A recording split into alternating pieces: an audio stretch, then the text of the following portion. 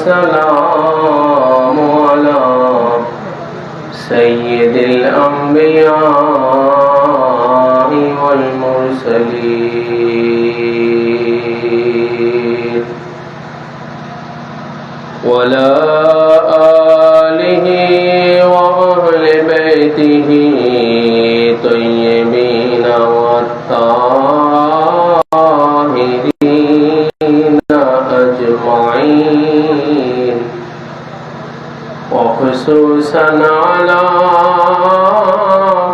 سيدنا غوث العجم أمين المكين رؤوف الرحيم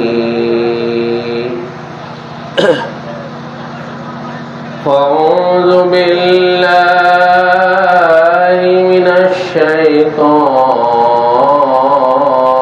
الرجيم بسم الله الرحمن الرحيم وإذ قال ربك للملائكة إني جاعل في الأرض خليفة قالوا أتجعل فيها من يفسد فيها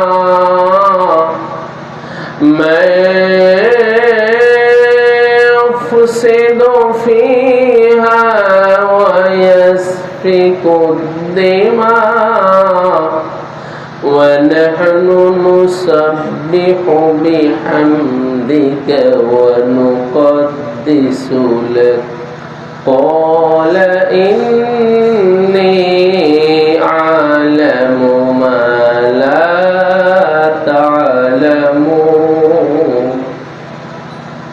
وقال تعالى قال لم يكن ليسجد لبشر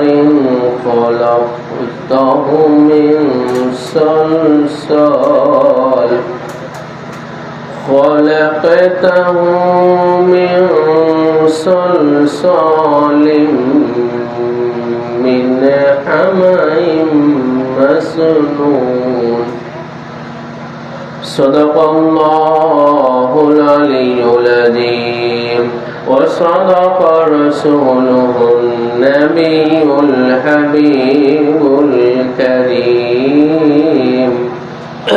وقال عليه الصلاة والسلام علي مني وأنا من علي وقال تعالى في حديث القدسي من عاد لي وليا فقد آذنته بالحرب أو كما قال عليه الصلاة والسلام وقال تعالى إن الله وملائكته يصلون على النبي يا أيها الذين آمنوا صلوا عليه وسلموا تسليما اللهم صل على سيدنا مولانا وعلى آل سيدنا شفيعنا اللهم صل على سيدنا مولانا محمد وعلى آل سيدنا شفيعنا मुअज़्ज़ज़ हाज़रीन व सामीन इकराम, आशिक़ान व मुहिब्बान मुस्तफ़ा व अहले बैत मुस्तफ़ा व जदरान शुहदाए करबला, आज আজিমুশান মহাপবিত্র 25শে অক্টোবর 7ই কার্তিক सैयदना व मलजाना व मुर्शिदना हज़रत सैयद शाह मुस्तरशिद अली अल क़ादरी अल हसानी अल हुसैन अल बगदादी अला जद्दिही नबीना व अलैहि सलातु व सलाम पाकेर আজিমুশান মহাপবিত্র বেসালে হক উপলক্ষে আয়োজিত উরসে শরীফের মাহফিলে খানপুর পুকুরচালা আঞ্জুমানে কাদরিয়ার পক্ষ থেকে আয়োজিত এই মহা আয়োজনে আল্লাহ পাক আমাদের বিভিন্ন জেলা হতে দূর দূরান্ত হতে এই মহা পবিত্র ওয়াজ মাহফিলে আল্লাহ পাক আমাদের উপস্থিতি কবুল করেছেন। মাওলার দরবারে আমরা শুকরিয়া আদায় করি, আলহামদুলিল্লাহ। গভীর রাত হয়ে গেছে, আপনারা এখনো যারা ইশক এবং মোহাব্বতের সহিত এই মাহফিলে উপস্থিত আছেন জাগ্রত অবস্থায়, আল্লাহ পাকের খাস রহমত আপনাদের উপরে বর্ষিত হোক এবং जिनार उर्से शरीफ उनार नेक तवज्जो আপনাদের উপরে বর্ষিত হোক এই আশা কামনা করছি, আমিন। 1978 সালের এই 25শে অক্টোবরের তারিখ, যেটা 7ই কার্তিক ছিল, সেটা এখন 9 কার্তিকে পরিণত হয়েছে। এই দিনে পর্দা হুজুর পাক জিনাকে বলা হয়ে থাকে এবং জিনার খাস লকব হচ্ছে সানি মাওলা পাক। পীর মুর্শিদ পাকের তিনি গদিনশীন ছিলেন। 1953 সনের 5ই ফেব্রুয়ারি 23শে মাঘ তিনি গদিনশীন হয়েছিলেন পীর মুর্শিদ পাক হতে এবং 1978 সনের এই তারিখে 25শে অক্টোবরের এই তারিখে কলকাতার 4 নম্বর দরবার পাকে তিনি রাত 9টা 45 মিনিটে ইন্ডিয়ার টাইম রাত 9টা 45 মিনিটে বেসালে পাক গ্রহণ করেছিলেন।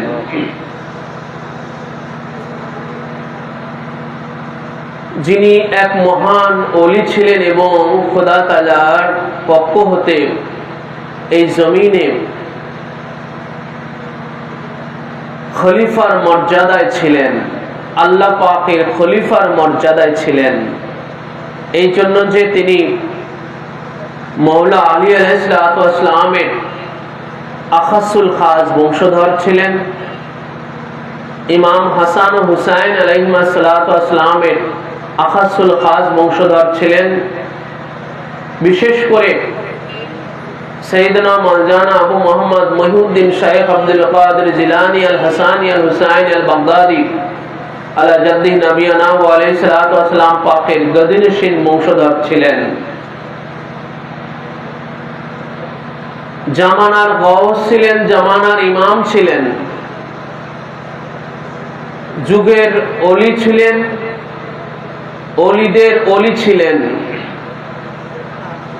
গৌসে পাকের গদিনশীন, যার দরুন পীরোं का পীর ছিলেন, ওলিयों का ওলি ছিলেন, পর্দা হুজুর পাক কিবলা কাবা।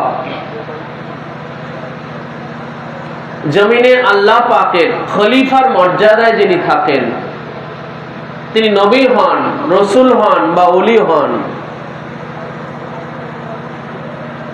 আল্লাহ পাক এই খিলাফতের মর্যাদা নবীদের থেকে শুরু করেছেন,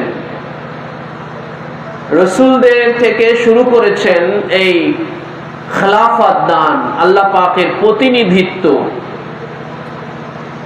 যেটা আদম আলাইহিসসালাম সৃষ্টির পূর্বে ফেরেশতারা ছিলেন, কিন্তু ফেরেশতাদের মধ্যে আল্লাহর খেলাফত দেওয়া হয়েছিল না। আদম সৃষ্টির পূর্বে জিন জাতিদেরকে আল্লাহ পাক সৃষ্টি করেছিলেন, কিন্তু জিনদের মধ্যেও আল্লাহ পাকের খেলাফত দেওয়া ছিল না। আল্লাহ পাক যখন আল্লাহর এই প্রথম আল্লাহর খলিফা তৈয়ার করার জন্য, সৃষ্টি করার জন্য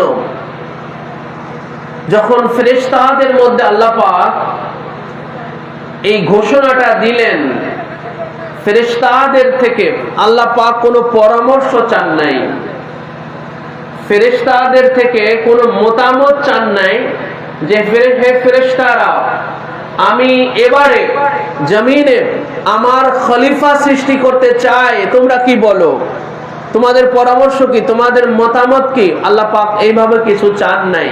খুব গভীর মনোযোগ খেয়াল করবেন। হুজুর শাহেব বাগদাদ পাক তিনি মুনকার নাকিরকে কবরের মধ্যে ধরেছিলেন, আপনারা জানেন তো নাকি? গৌসে পাকের বিভিন্ন জীবনীতে এই ওয়াকিয়ায় ঘটনাটা আছে। গৌসে পাকের জীবনী পাকের মধ্যে এই ওয়াকিয়া, এই ঘটনাটা আছে যে তিনি মুনকার নাকিরকে তিনি পাকড়াও করেছিলেন, ধরে ফেলেছিলেন। কেন?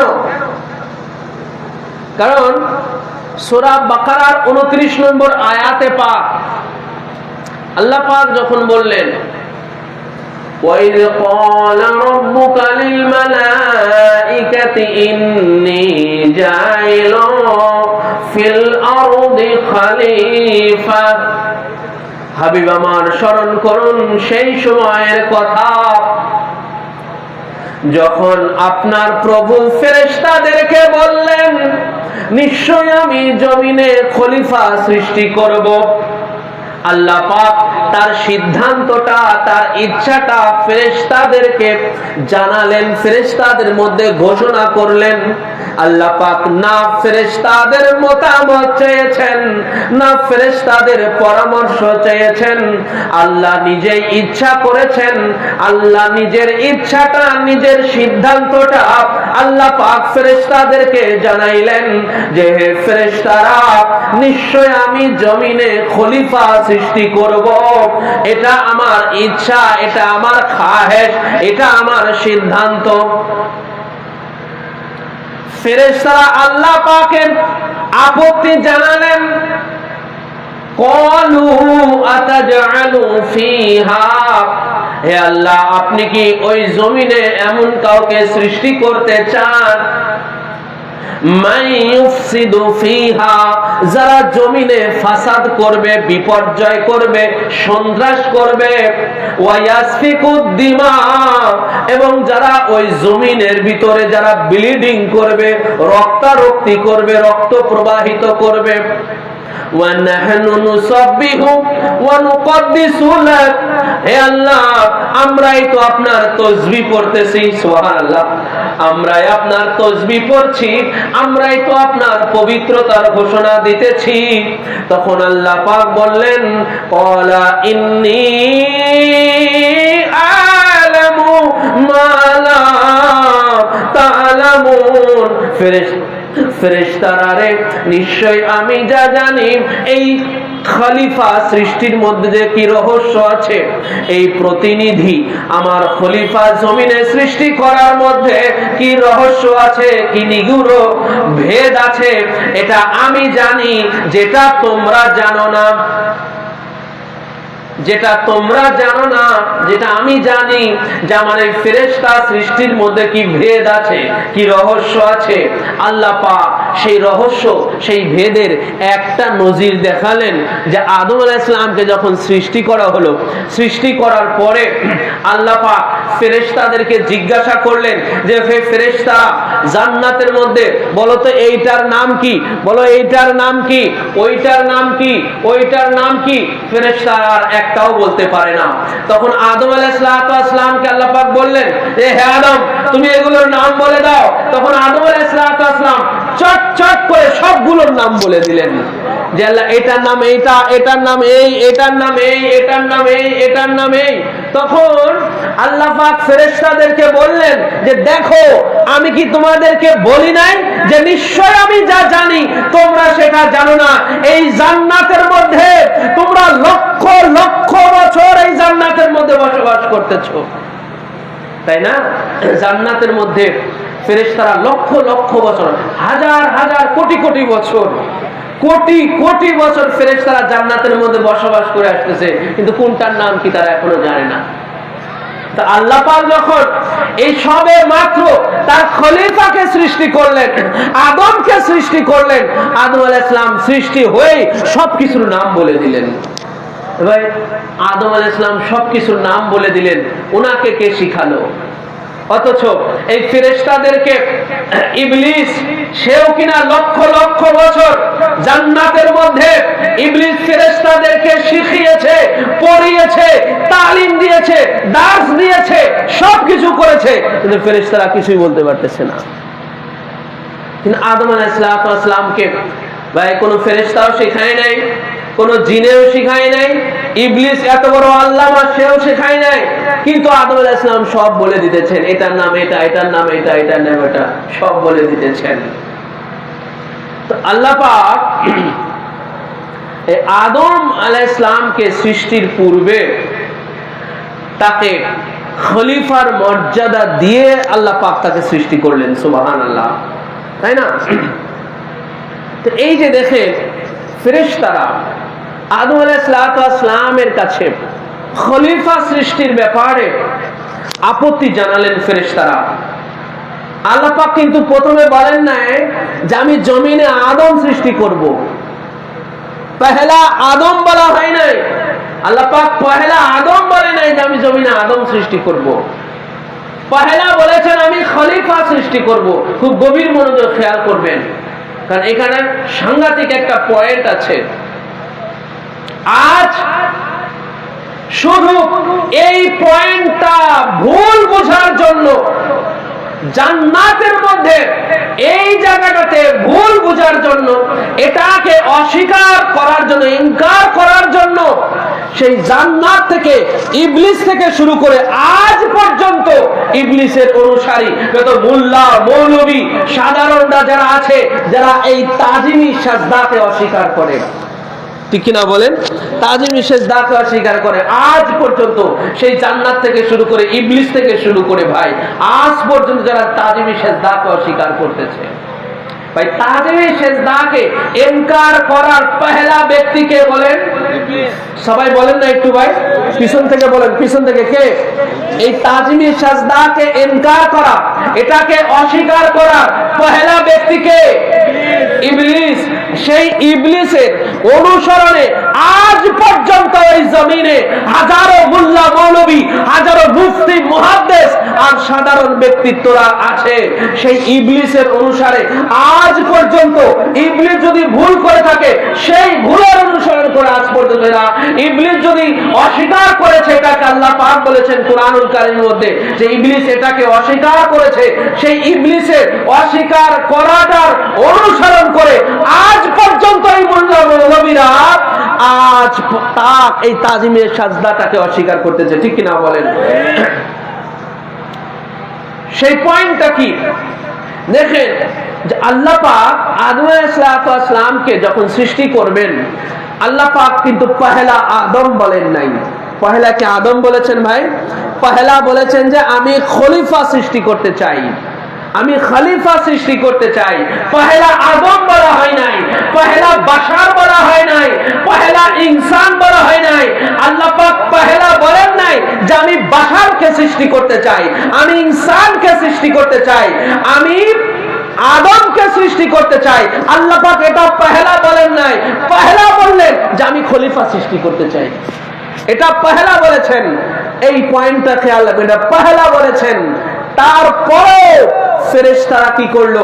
আপত্তি জানালো যে হে আল্লাহ, তুমি এমন কাউকে সৃষ্টি যারা জমিনে গিয়ে ফিতনা ফাসাদ করবে, বিপর্যয় করবে, রক্ত প্রবাহিত করবে, এইভাবে যখন আপত্তি জানালো, গৌসে পাকের জীবনীতে কিন্তু এই জন্য এই ওয়াকিয়াটা আসছে যে গৌসে পাক কবরের ভিতরে গৌসে পাক ওনার মাজার শরীফের মধ্যে যখন মুনকার নাকির আগমন করলেন, হ্যাঁ, তাদের সেই ডিউটি পালন করার জন্য যে প্রত্যেক বান্দা আর কবরে তারা আসেন, মুনকার নাকির এসে থাকেন। তো গৌসে পাকের কবরেও যখন ওনারা আসলেন, এসেই যখন সওয়াল জবাব করা শুরু করে দিলেন, এসেই অন্যান্য বান্দাদের মতো গৌসে পাকের মাজার শরীফ এসেও সওয়াল জবাব করা শুরু করে দিচ্ছেন। তো গৌসে পাকের এই মাজার শরীফের এই খবরটা এক আল্লাহওয়ালা ব্যক্তি, তিনি বাগদাদ শরীফে গৌসে পাকের মাজার শরীফ জিয়ারত পাকে আসেন। যেইভাবে গৌসে পাক হায়াতে পাকে থাকা অবস্থায় বড় বড় যুগের আল্লাহর ওলিরা শত শত কিলোমিটার, হাজার কিলোমিটার দূর থেকে অনেক আল্লাহর ওলিরা গৌসে পাকের জিয়ারত পাকে আসতেন, গৌসে পাকের জবান পাকের দুটো কথা শোনার জন্য আসতেন। ঠিক অনুরূপ গৌসে পাক যখন বেসালে পাক নিলেন, যুগের শ্রেষ্ঠ ওলিরা গৌসে পাকের মাজার শরীফ জিয়ারত করার জন্য আসলেন।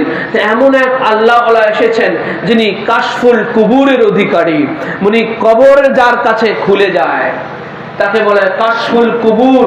এই কাশফুল কুবুরের আমল যারা করেন তাদের কাছে কবরের সব কিছু খুলে যায়। কবরে কি হইতেছে, ভালো মন্দ, রহমত গজব, সবকিছু তার কাছে খুলে যায়। তো এমন এক কাশফুল কুবুর, এক আল্লাহওয়ালা যার কাছে কবর খুলে যায়, এমন এক ব্যক্তি গৌসে এক আল্লাহওয়ালা, এক আল্লাহর এক ওলি বাগদাদ শরীফে গৌসে পাকের মাজার শরীফ জিয়ারতে আসেন।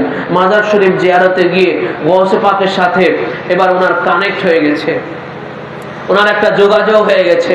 উনি প্রথমেই গৌসে পাকের কাছে জিজ্ঞাসা করতেছেন যে হুজুর, আপনি মুনকার নাকির থেকে কিভাবে আপনি রেহাই পেলেন, মুক্তি পেলেন, এটা আমার খুব জানতে ইচ্ছা করতেছে। তখন গৌসে পাক বললেন, ওহে আল্লাহওয়ালা, ওহে খোদার বান্দা, তুমি এইভাবে নয়, বলো এইভাবে আমাকে জিজ্ঞাসা করো যে হুজুর, আপনার হাত থেকে মুনকার নাকির কি করে রেহাই পেল, প্রশ্নটা এইভাবে করো। তখন তিনি বললেন, হুজুর সেটা কেমন করে? বলো, হ্যাঁ, মুনকার নাকির যখন আমার কবরে আসলো, তখন আমাকে সালাম না দিয়ে, আমার সাথে মুসাফা না করে আমাকে সওয়াল করা শুরু করে দিয়েছে। তখন আমি তাদেরকে জিজ্ঞাসা করলাম যে আপনারা কি ইসলামের উপরে, আপনারা কি মুসলমান? বলে অবশ্যই আমরা ইসলামের উপরে, আমরা মুসলমান। বলে আপনারা যদি মুসলমান হন তো আপনাদের সালাম কই, আপনাদের মুসাফা কই, আপনাদের আসসালামু কবলাল কালাম, এই কালাম শুরু করার আগে, কথা বলার আগে যে সালাম দিতে হয় সেটা কই আপনাদের? তখন এই মুনকার নাকির তখন ঘাবড়ায় গেল, ঘাবড়ায় গিয়ে তড়ি ঘড়ি করে গৌসে পাকে সালাম দিয়ে যখনই তারা দুইজনে হাত বাড়িয়ে দিয়েছে গৌসে পাকের সাথে মুসাফা করার জন্য, আর গৌসে পাক মুনকার ও নাকির দুইজনের হাত খপ করে ধরে নিয়েছেন। খপ করে ধরে বললেন যে এবারে আপনারা বলেন, হ্যাঁ, যে আপনারা যে আল্লাহ পাক যখন বললেন যে ইন্নী জাইলুন ফিল আরদি খলিফা, আমি জমিনে খলিফা সৃষ্টি করতে চাই, আপনারা কেন বাধা দিয়েছিলেন, কেন আপত্তি করেছিলেন? এই জবাব আপনাদেরকে আজকে দিতে হবে। মুনকার নাকির তো ঘাবড়ায় গেল যে আজ তাক আমাদেরকে তো এইভাবে কত নবী রাসূলদের জামানা পার হয়ে গেল, সাহাবায়ে কেরামের জামানা পার হয়ে গেল, কত যুগ জামানা চলে গেল, আজ পর্যন্ত আল্লাহর কোন বান্দা আমাদেরকে এইভাবে জবরদস্ত, এইভাবে পাকড়াও করে, এইভাবে ধরে, এইভাবে আমাদেরকে জবাবদিহির আওতায় আনে নাই। আজ আমরা কি জবাব দেব? তখন মুনকার নাকির বললেন যে হে আল্লাহর বান্দা, আমরা দুইজনে তো শুধুই আপত্তি করি নাই, আপত্তি করেছে আমরা সমস্ত ফেরেশতারা, তা আমরা দুইজনের জবাব দেব কি করে? আমরা তো সবাই মিলে সেদিন এটা বলেছিলাম, ক্বালু, সবাই তখন বলেছিল, আতাজআলু ফিহা, আল্লাহ আপনি এমন কি কাউকে সৃষ্টি করতে চান? এটা তো সবাই মিলে বলা হয়েছিল, শুধু আমরা তো দুইজনে বলি নাই। তাহলে কি করা? তাহলে আমাদেরকে ছেড়ে দেন, আমাদেরকে ছেড়ে দেন, আমরা আবার উপরে চলে যাই, আমরা আসমান, জান্নাত, সব ফেরেশতাদেরকে এক করে তাহলে আমরা সবার সাথে পরামর্শ করি যে কেন আমরা সেদিন বাধা দিয়েছিলাম, কোন অধিকারে আমরা সেদিন বাধা দিয়েছিলাম, আমাদের কোন রাইটে আমরা সেদিন আপত্তি করেছিলাম, এটা সবার থেকে জবাব নিয়ে তারপরে আপনাকে জানাতে হবে। গৌসে পাক বললেন দুইজনকে ছাড়া যাবে না, দুইজনকে ছাড়া যাবে না, একজনকে ছাড়তে হবে আর একজন আমার কাছে ধরা থাকবে। বলে দুইজনে ছেড়ে গেলে আর না আসার সম্ভাবনাও থাকতে পারে। গৌস পাক একজনকে ধরে রাখলেন আর একজনকে ছেড়ে দিলেন।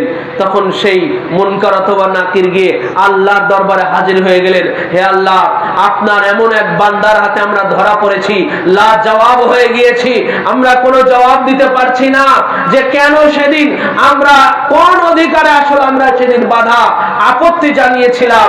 আপনি যখন খলিফা তৈয়ার করতে চেয়েছিলেন, খলিফা বানাতে চেয়েছিলেন, আল্লাহ পাক তখন বললেন যে হ্যাঁ তোমরা তো এটা করেছিলে, এখন তোমরা ভাবো যে তোমরা এর জবাব কি দিবে। তখন তারা বলল, হে আল্লাহ, আমাদের কাছে কোনো জবাব নাই, কারণ আমরা সেদিন অনধিকার চর্চা করেছিলাম, আমরা আমাদের সেই রাইটের বাইরে গিয়ে আমাদের কোনো রাইট ছিল না, কোনো অধিকার ছিল না আপনার ইচ্ছার বাইরে গিয়ে এরকম আপত্তি জানানো। তখন কি করা যায়? তখন আল্লাহ পাক পরামর্শ দিলেন তাদেরকে যে যাও আমার সেই বান্দার কাছে ক্ষমা চাও এবং সে যে শর্ত দেয় সেই শর্ত মেনে নিয়ে তোমরা তার থেকে ছেড়ে আসো। তখন ওই ফেরেশতা এসে বললেন যে আপনার যে শর্ত আপনি দিবেন আমরা সেই শর্ত মেনেই আপনার থেকে আমরা ছাড় চাচ্ছি, কারণ এর জবাব কোন ফেরেশতা দিতে পারে নাই, আমাদের কাছে এর কোনো জবাব নাই। তখন গৌসে পাক বললেন, হে মুনকার নাকির, আমার শর্ত হলো এই, আজ থেকে এই বাগদাদের জমিনে এবং জমিনের যে কোনো জায়গাতে আমার কোন মুরিদ ও মুতেকাদ যেখানে দাফন হবে, আমার কোন মুরিদ মুতেকাদের কবরে সওয়াল জবাব করতে আসতে পারবে না।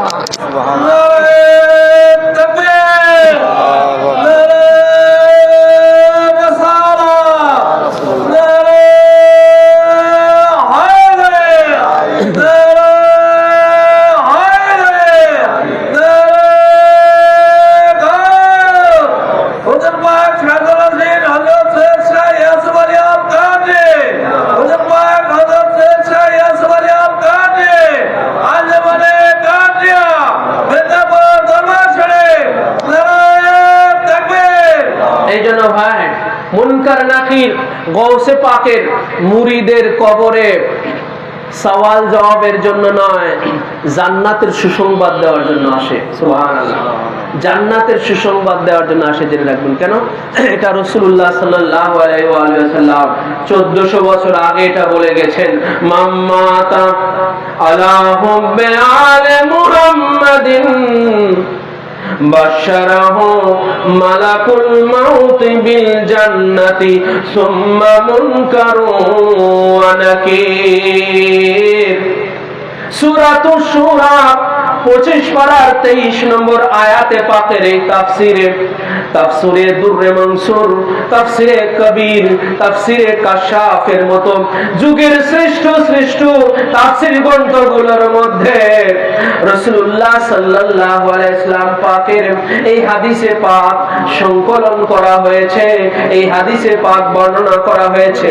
আল্লাহর নবী হুজুরে পাক জনাবে মুহাম্মদুর রাসূলুল্লাহ সাল্লাল্লাহু আলাইহি ওয়াসাল্লাম পাক জানালেন, মাম্মাতা আলা হুব্বি আলে মুহাম্মাদিন বাশশারাহু মালাকুল মাউত বিল জান্নাহ সুম্মা মুনকারুন ওয়া নাকির। আলে মুহাম্মাদের মুহাব্বতের উপরে যে মৃত্যুবরণ করলো, আলে মুহাম্মাদের মুহাব্বতের উপরে যে মারা গেল, কবর পর্যন্ত পৌঁছে গেল, রাসূলুল্লাহ সাল্লাল্লাহু আলাইহি ওয়াসাল্লাম ইরশাদ ফরমালেন, বাশশারাহু মালাকুল মাউত আজরাইল আলাইহিস সালাতু ওয়াস সালাম আলে মুহাম্মাদের মুহাব্বতকারীর জান কবজের সময় আগে তাকে জান্নাতের সুসংবাদ প্রদান করিবে। সুম্মা মুনকার ওয়া নাকির, অথবা মুনকার নাকির কবরে এসে তাদেরকে জান্নাতের সুসংবাদ দেবে। সুবহানাল্লাহ। রাসূলুল্লাহ সাল্লাল্লাহু আলাইহি সাল্লাম বলেছেন যে মুনকার নাকির আলে মুহাম্মাদের কবরে এসে সওয়াল জবাবের কথা আল্লাহ রাসূল বলেন নাই, বলেছেন জান্নাতের সুসংবাদ দিতে মুনকার নাকির তাদের কবরে আসবে। সুবহানাল্লাহ। তো ভাই গৌসে পাকের মুরিদরা সবাই আলে মুহাম্মাদের মুহাব্বতকারী, ঠিক কিনা বলেন? গৌসে পাকের যত মুরিদ আছে, মুতেকাদ আছে, কিয়ামত তক বাগদাদ শরীফে এবং বাগদাদ শরীফের বাইরে গৌসে পাকের যত মুরিদ ও মুতেকাদ আছে প্রত্যেকই আলে মুহাম্মাদের মুহাব্বতকারী। আর আলে মুহাম্মাদের মুহাব্বতকারীদের কবরে মুনকার নাকিরের সওয়াল জবাব নয়, মুনকার নাকিরের জান্নাতের সুসংবাদ প্রদান।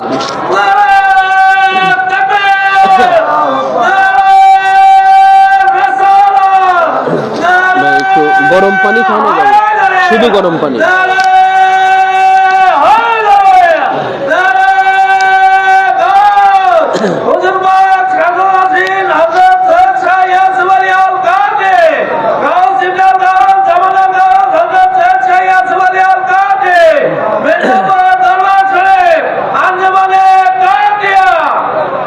তো ভাই গৌসে পাক রাসূলুল্লাহ সাল্লাল্লাহু আলাইহি ওয়া সাল্লাম পাক ১৫০০ বছর পূর্বে আলে মুহাম্মাদের কবরের কি অবস্থা হবে সেটা বর্ণনা করে গেছেন। ১৫০০ বছর আগে মৃত্যুর সময় তার মালাকুল মউত আলে মুহাম্মাদের মুহাব্বতকারীর সাথে কি আচরণ করবে, কবরের মধ্যে মুনকার নাকির আলে মুহাম্মাদের মুহাব্বতকারীর সাথে কেমন আচরণ করবে, এটা রাসূলুল্লাহ ১৫০০ বছর আগে বলে গেছেন, ঠিক কি না? ১৫০০ বছর আগে হুজুরে পাক ইরশাদ করে গেছেন। আর তার ৫০০ বছর পরে এসে ৫০০ বছর রাসূলুল্লাহ কত বছর বলেন, কত বছর? রাসূলুল্লাহর ৫০০ বছর পরে গৌসে পাক দুনিয়াতে আসছেন। কত বছর ভাই মনে রাখবেন? রাসূলুল্লাহর কত বছর? রাসূলুল্লাহর ৫০০ বছর পরে গৌসে পাক দুনিয়াতে এসে বললেন যে মুনকার নাকিরের সাথে ওনার শর্তারোপ হলো যে মুনকার নাকির ওনার মুরিদের কবরে সওয়াল জবাবে আসবে না, ওই যে জান্নাতের সুসংবাদ দেওয়ার জন্য। এটা গৌসে পাক এই শর্ত যখন আল্লাহ পাকের সাথে, আল্লাহ পাকের মর্জি পাকে মুনকার নাকির আল্লাহ পাকের ইশারায় মর্জি পাকে ওনাকে এই শর্ত আরোপ করলেন যে ওনার মুরিদের কবরে সওয়াল জবাবের জন্য মুনকার নাকির আসবে না। এটা গৌসে পাকের যে কোনো জীবনী পড়ে দেখেন ভাই, ওনার যে কোনো জীবনী পাকে গৌসে পাকের এই কারামত পাকখানা আছে। এগুলো আমাদের বানোয়াটি কিচ্ছা কাহিনী নয়, কারণ কবরের ব্যাপারে আল্লাহর ওলিদের, কবরের উপরেও আল্লাহর ওলিদের ওনাদের হস্তক্ষেপ আছে, জেনে রাখবেন। কবরের উপরে ওনাদের হস্তক্ষেপ আছে। এটা অনেক ইনকারকারীরা এটাকে অস্বীকার করতে পারে ভাই, অনেক ইনকারকারীরা এটাকে অস্বীকার করতে পারে। আর জিনার উরসে শরীফ প্রাসঙ্গিক ক্রমে যখন এই কবরের কথা যখন উঠে আসলো আর জিনার উরসে শরীফ, তাহলে ইনার একটা কারামত পাক আপনারা শোনেন যে ইনি যে আল্লাহ পাকের খলিফা ছিলেন এই জমিনের বুকে, ওনার বেলায়েতি পাওয়ারটা কত ছিল, একটা কারামত পাক আপনারা শুনে রাখেন। আজকে জিনার উরসে শরীফ পর্দা হুজুর পাক সানি মাওলা পাক হুজুর কিবলা ও কাবা, ওনার একখানা কারামত পাক আছে।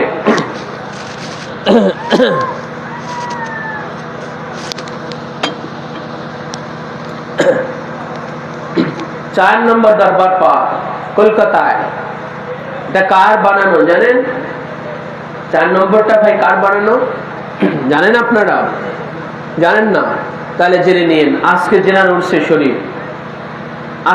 উরসে শরীফ পর্দা হুজুর পাক কিবলা ও কাবা সাইয়েদনা মানজানা সৈয়দ শাহ মুস্তারশিদ আলী আল কাদরি আল হাসানি আল হুসাইনি আল বাগদাদি আলা জাদ্দিহি, ইনি 4 নম্বর খানকা শরীফ ইনারি বানানো ছিল। আর 22 নম্বর যে খানকা পাক এটা মওলা পাকের বানানো ছিল। এগুলো জেনে রাখবেন। 4 নম্বর দরবার পাক বানানোর আগে হুজুর পাকের এক খাদেম ছিলেন, উনি সিভিল ইঞ্জিনিয়ার ছিলেন, ওনার নাম ছিল খসরু মিয়া। তো কলকাতার এক বড় আর্কিটেক্ট মানে যারা বাড়ির ডিজাইন যারা তৈরি করে, বাড়ির নকশা যারা তৈরি করে, বহুতল বিশিষ্ট ভবনের নকশা যিনারা তৈরি করেন, হ্যাঁ, এরকম এক আর্কিটেক্ট নিয়ে এসেছিলেন ইঞ্জিনিয়ার খসরু মিয়া। উনি নিজেও একজন সিভিল ইঞ্জিনিয়ার ছিলেন, হুজুর পাকের উনি খাদেম ছিলেন। তো উনি কলকাতার এক বড় আর্কিটেক্ট নিয়ে এসেছিলেন, জিনাকে দিয়ে এই 4 নম্বর এই খানকা শরীফ এই ভবনটার এই নকশা ওনাকে দিয়ে তৈরি করা হয়েছিল।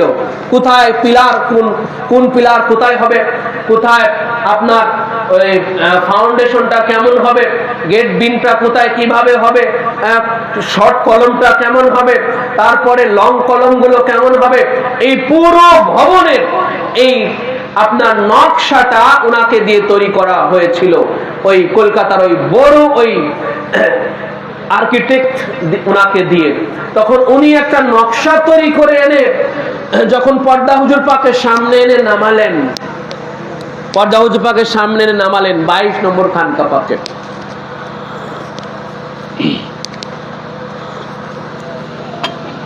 তখন হুজুর পাক সেই নকশাটার দিকে চোখ বুলালেন। হুজুর পাক নকশাটার দিকে চোখ বুলিয়ে হঠাৎ করে একটা জায়গা আঙ্গুল দিয়ে বললেন যে আর্কিটেক্ট সাহেব, এই জায়গায় যে একটা পিলার নাই, তো এই জায়গার ভারকে বহন করবে? সুবহানাল্লাহ। এই জায়গায় যে পিলার না, এই জায়গার ভারটাকে বহন করবে। উপরের যে ভার থাকে, ছাদের ভার থাকে, আপনার ছাদটা কিসের উপরে করা হয়? ভীমের উপরে করা হয়, তাই না? সেই ভীমের একটা ভার আছে, তারপরে ছাদের একটা ভার আছে। এই সব ভারগুলো বহন করে কে? পিলারে। কিসে বলেন? পিলার বহন করে। তো হুজুর পাক বললেন যে এই জায়গাটা যে পিলার নাই, এই জায়গার ভারটাকে বহন করবে। তখন সেই আর্কিটেক্ট তিনি ঘাবড়ায় গেলেন। ঘাবড়ায় গিয়ে তড়িঘড়ি করে সেই নকশাটা গুটিয়ে ওখান থেকে যখন উনি চলে আসতেছিলেন, চলে এসে হুজুর পাকের খানকা পাক থেকে বের হয়ে খসরু মিয়াকে বললেন যে হুজুর যেটা ধরেছেন এটা তো ঠিকই ধরেছেন, তাহলে হুজুরের কি ইঞ্জিনিয়ারিং পড়া আছে? হুজুর কি ইঞ্জিনিয়ারিং পড়েছে ভাই? বলেন, কোন কলেজে গিয়ে, কোন ভার্সিটিতে হুজুর ইঞ্জিনিয়ারিং পড়েছে? হুজুর ইঞ্জিনিয়ারিং পড়েন নাই, কিন্তু ওনাদের কাছে সবকিছু কি বলেন, সবকিছু ধরা পড়ে যায়। সবকিছু কি বলেন, সবকিছু ধরা পড়ে যায়। ওই ইঞ্জিনিয়ারিং এ সবকিছু ওনাদের কাছে ধরা পড়ে যায়। হ্যাঁ, আপনার ওই লয়ারের সমস্ত আইন ওনাদের কাছে ধরা পড়ে যায়।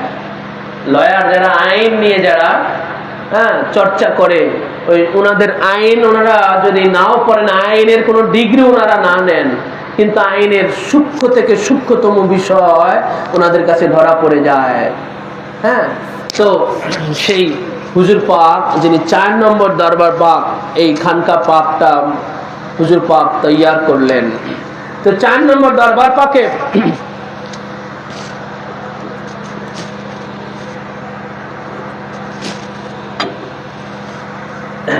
মুর্শিদাবাদের হুজুর পাকের এক মুরিদ ছিলেন, উনি মৌলানা ওলিউল্লাহ সাহেবের গ্র্যান্ডফাদার ছিলেন, মানে দাদা ছিলেন। তো উনি পর্দা হুজুর পাকের উনি মুরিদ ছিলেন, মানে আজকে জিনার উর্সে শরীফ। মুর্শিদাবাদের কাদোয়া গ্রামের, ওনাদের কাদোয়া গ্রামের অধিবাসী। তো ওনার এক বন্ধু ছিলেন, উনি পীর মুরিদি এগুলো মানতেন না, বিশ্বাস করতেন না। ওনার ওই বন্ধু, তখন ওনার ওই বন্ধু যে পীর মুরিদি অস্বীকার করতো না, কিন্তু সে তার বাবার সাথে বড় একটা এমন একটা বেয়াদবি করেছে যে বাবার কাছ থেকে আর মাপ চাওয়ার সুযোগ নিতে পারে নাই। এদিকে বাবা মারা গেছে, বাবা মারা গিয়ে কবরে চলে গেছে। বাবার সাথে যদি কেউ বেয়াদবি করে আর তার থেকে যদি মাপ না চায়, তাহলে সে হবে জাহান্নামী। কি হবে বলেন? জাহান্নামী হবে, জেনে রাখবেন। বাবার সাথে যদি কেউ বেয়াদবি করে আর সেই বাবা মারা যাওয়ার আগ পর্যন্ত ওই সন্তান যদি বাবার কাছে মাপ না নিতে পারে, সেই সন্তান জেনে রাখবেন জাহান্নামী হবে। কি হবে বলেন? জাহান্নামী। বাবা অথবা মা, এই দুইজনের সাথে যদি কারো সমস্যা হয় আর সেই মারা যাওয়ার আগে ওই সন্তান যদি মাপ না নিতে পারে, সেই সন্তান জাহান্নামী হবে, জেনে রাখবেন। এর আর কোনো, যদি এটার ফয়সালা না হওয়া পর্যন্ত সে জাহান্নামী হবে, সে জাহান্নামী হবে। আপনারা একটা বর্ণনা অনেক সময় শুনেছেন, রাসূলুল্লাহ সাল্লাল্লাহু আলাইহি ওয়াসাল্লামের এক সাহাবী খুব মৃত্যু যন্ত্রণা হচ্ছে কিন্তু জান বের হচ্ছে না, এত মৃত্যু যন্ত্রণা হচ্ছে। রাসূলুল্লাহকে খবর দেওয়া হলো, হুজুরও গেলেন, হুজুর গিয়ে বললেন যে সে তার মায়ের সাথে বেয়াদবি করেছে, মাকে অনেক কষ্ট দিয়েছে, যার কারণে তার উপরে এই শাস্তি চলতেছে দুনিয়াতে। তখন তার মাকে বলা হলো যে আপনি আপনার সন্তানকে মাফ করে দেন, কিন্তু সেই মা মাফ করতেছে না। মা কিছুতে মাফ, এতটা মাকে কষ্ট দিয়েছে, দুঃখ কষ্ট দিয়েছে যে মা মাফই করতেছে না। তখন রাসূলুল্লাহ বললেন ঠিক আছে, এই মায়ের সামনে এই সন্তানটাকে জ্বালিয়ে দাও, আগুন লাগিয়ে দাও। জীবন্ত অবস্থায় রাসূলুল্লাহ বললেন যে মায়ের সামনে সন্তানটাকে আগুন লাগিয়ে দাও, গায়ে আগুন লাগিয়ে দাও।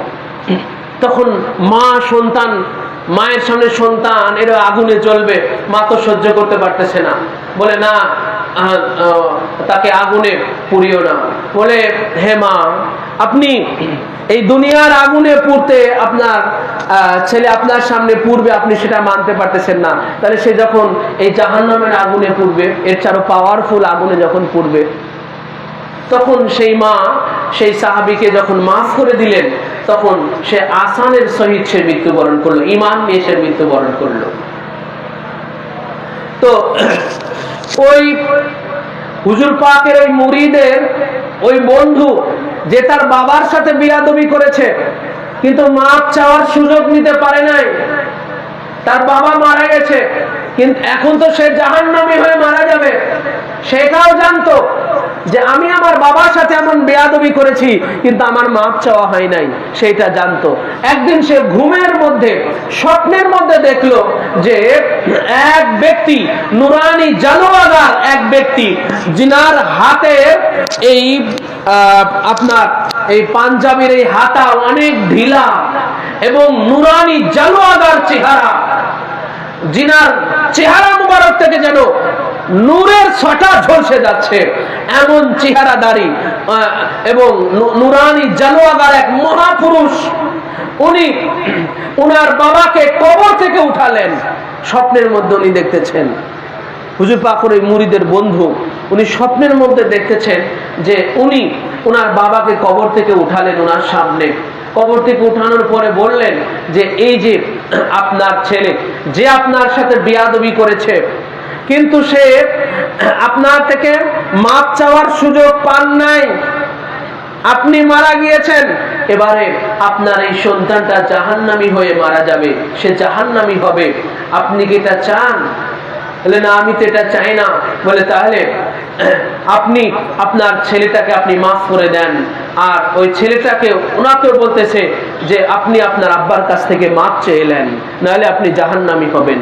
তখন সেই লোকটা ওনার আব্বার কাছে স্বপ্নের মধ্যে মাফ চেয়ে নিলেন, সুবহানাল্লাহ আলহামদুলিল্লাহ, স্বপ্নের ওনার থেকে মাফ চেয়ে নিলেন, আর ওনার আব্বা ওনাকে মাফ করে দিলেন, আর ওনার স্বপ্ন ভেঙে গেল।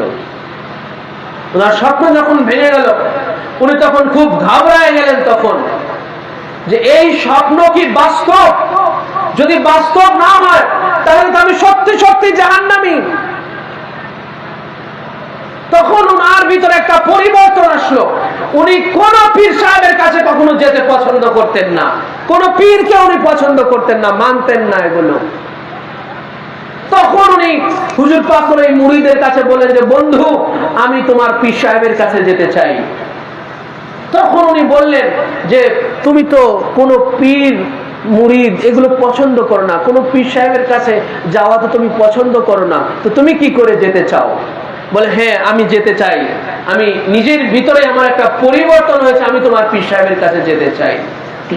তো বলে আচ্ছা ঠিক আছে, তাহলে চলো। ওনারা কলকাতায় চলে আসলেন 4 নম্বর দরবার পাকে। 4 নম্বর দরবার পাকে আসার পরে হুজুর পাকের যেই হুজরা শরীফখানা, তার পাশে যে আর একখানা রুম আছে, সেই রুমে দুইজন বসে আছেন। ওনার খাদেম ভাইরা বললেন যে হুজুর আপনার অমুক ভক্ত আসছে মুর্শিদাবাদ থেকে, অমুক মুরিদ আসছে, সাথে ওনার একজন বন্ধু নিয়ে আসছে। হুজুর পাক বললেন যে ওদেরকে আসতে বলো। তো যখনই ওনাদেরকে আসতে বলা হলো, তো হুজুর পাকের ওই মুরিদের ওই বন্ধু যখনই উনি হুজরা শরীফের দরজায় গিয়ে দাঁড়িয়েছেন, দরজায় দাঁড়ানো মাত্র তিনি দেখতে পেলেন যে স্বপ্নে উনি যাকে দেখেছিলেন, যে পোশাকে দেখেছিলেন, যে সূরাতে দেখেছিলেন, হুবহু সেই মহাপুরুষ, সেই সূরাতধারী, নুরানি, জালোয়াদার, সেই পোশাক লেবাসধারী উনি হুজরা শরীফের মধ্যে বসে আছেন। নারে তাকবীর, নারে তাকবীর, নারে রিসালাত, নারে রিসালাত, নারে হায়দারি, নারে হায়দারি। শাদুল হুজুর পাক হযরত সৈয়দ ইয়াসুফ আলী আল কাদরি, শাদুল হুজুর পাক হযরত সৈয়দ ইয়াসুফ আলী আল কাদরি। তখন তিনি হুজরা শরীফে প্রবেশ করেই হুজুর পাকের সামনে একদম মস্তক অবনত হয়ে তিনি লুটিয়ে পড়লেন। সুবহানাল্লাহ। তো দেখেন ভাই যে ইনাদের কবরের উপরেও দেখেন ইনাদের কি দখল, যে উনার একজন মুরিদের বন্ধু, যে হুজুর পাকের মুরিদ ছিলেন না, মুরিদের বন্ধু ছিলেন, সেই বন্ধুর খাতিরেও উনাকে, যিনি জাহান্নামী হয়ে মারা যাবেন, যার বাবা মারা গিয়ে কবরের মধ্যে চলে গেছে, স্বপ্নের মধ্যে তার বাবাকে কবর থেকে উঠিয়ে তাকে মাফ করায় জাহান্নামী থেকে জান্নাতি করায় দিলেন। ভাই ওলি আল্লাহদের পাওয়ার আছে কিনা বলেন? ওলি আল্লাহদের পাওয়ার আছে কিনা? ওলি আল্লাহদের পাওয়ার আছে ভাই। এই জন্য ওলি আল্লাহদের সোহবাতে যে যায় নাই, ওলি আল্লাহদেরকে যে জানে নাই, ওলি আল্লাহদেরকে যে বুঝে নাই, ওলি আল্লাহদের মর্ম সে বুঝতে পারবে না। যে ওলি আল্লাহদের সংস্পর্শে যে যায় নাই, জানে নাই, বুঝে নাই, সে ওলি আল্লাহদেরকে চিনতে পারবে না যে আল্লাহর ওলিরা কি বস্তু। ঠিক কিনা বলেন? তো গৌসে পাকের এই যে ভাই কবরের উপরে গৌসে পাকের যেই হস্তক্ষেপ করার ক্ষমতা ছিল, গৌসে পাকের গদিনশীন হুজুর পাক কিবলা ও কাবা সানি মৌলা পাক সৈয়দনা মানজানা ওয়া মুর্শিদনা হযরত সৈয়দ শাহ মুস্তারশিদ আলী আল কাদরি আল হাসানি আল হুসাইন আল বাগদাদি, তিনিও দেখেন সেই কারামত পাকখানা দেখালেন। তো হুজুরে গৌসে পাকের সেই জীবনী থেকে আমরা আসতেছিলাম যে হুজুরে গৌসে পাক মুনকার নাকিরকে ধরে ফেলেছিলেন। কেন? যে মুনকার নাকির ওই যে সেই আলোচনার আমরা শুরুতে চলে আসি, খলিফা সৃষ্টি করতে কি করেছিল ভাই? কি করেছিল বলেন? আপত্তি জানিয়েছিল। খলিফা সৃষ্টি করতে আপত্তি জানিয়েছিল। আচ্ছা বলেন তো, আল্লাহ পাক আদম আলাইহিসসালামকে সৃষ্টির করার আগে কি বললেন? আগে কি বললেন ভাই? যে আমি খলিফা সৃষ্টি করব। কি বললেন?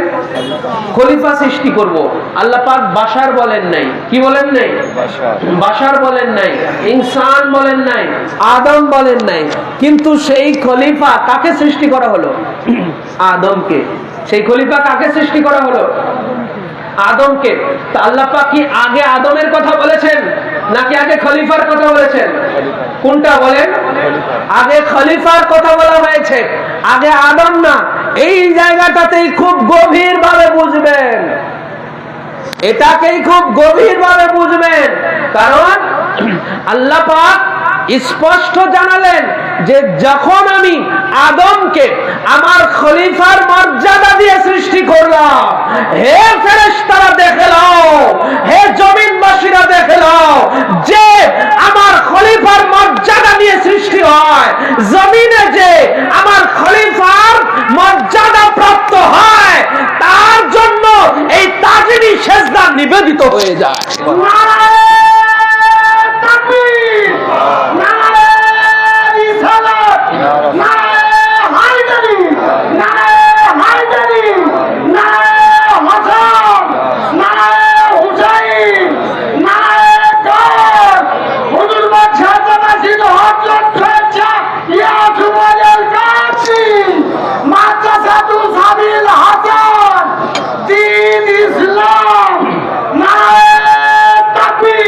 আল্লাহ পাক স্পষ্ট জানিয়ে দিলেন যে যারা আমার খলিফার মর্যাদা প্রাপ্ত হয়ে জমিনে যারা আসবে তারা এই তাজমি সেজদার হকদার হবে, তাজমি সেজদা পাওয়ার যোগ্য হবে। এই জন্য আল্লাহ পাক পহেলা আদম আলাইহিস সালাম সৃষ্টি করার আগে পহেলা খলিফা বলেছেন যে জমিনে আমি আমার খলিফা সৃষ্টি করতে চাই। এই জন্য ভাই যখন আল্লাহ পাক ইবলিসকে যখন পাকড়াও করলেন, জবাবদিহিতা করলেন, আর আদম আলাইহিস সালামের শানে আল্লাহ পাক যখন বললেন ওয়াইজ কুলনা লিল মালাইকাতি ওয়াইজ কুলনা লিল মালাইকাতি ইসজুদু লি আদম ফাসাজাদু ইল্লা ইবলিস আবা ওয়াস্তাকবারা ওয়া কানা মিনাল কাফিরিন। আল্লাহ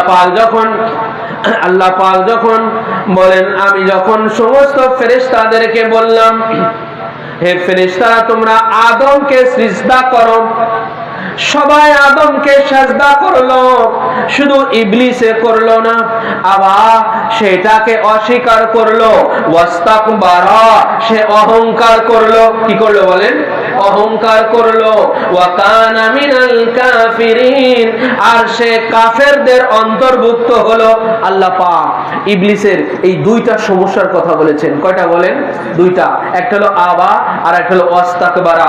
আবা সে এই তাজিমটাকে অস্বীকার করেছে। কি করেছে বলেন? তাজিমকে অস্বীকার করেছে। ওয়াস্তাকবারা এবং সে অহংকার করেছে। এই জন্য অহংকার করা এটা কার স্বভাব বলেন ভাই? অহংকার করা কার স্বভাব? যদি কারোর মধ্যে অহংকার থেকে থাকে তাহলে জেনে রাখবেন সে ইবলিসের একটা চরিত্র তার ভিতরে পুষতেছে। ঠিক কিনা বলেন? ইবলিসের একটা চরিত্রকে সে তার ভিতরে পুষিয়ে রেখেছে যদি কারোর মধ্যে অহংকার করে। আর অহংকার এত খারাপ যেটাকে মানুষের অধপতনের দিকে, ধ্বংসের দিকে ঠেলে দেয়। ঠিক কিনা বলেন? যেভাবে ইবলিসকে এই অহংকার ধ্বংসের দিকে ঠেলে দিয়েছে যে ওর 6 লক্ষ বছরের ইবাদত বندگی এত ইলম সবকিছু বিফলে চলে গেছে। ঠিক কিনা বলেন? সবকিছু বেকার হয়ে গেছে, সবকিছু নিষ্ফল হয়ে গেছে। এই জন্য আল্লাহ পাক যখনই ইবলিসকে জবাবদিহি করেছে তখনই সে বলেছে যে হে আল্লাহ, যেমন সূরা হিজরের 33 নম্বর আয়াতে পাকের মধ্যে ইবলিস বলল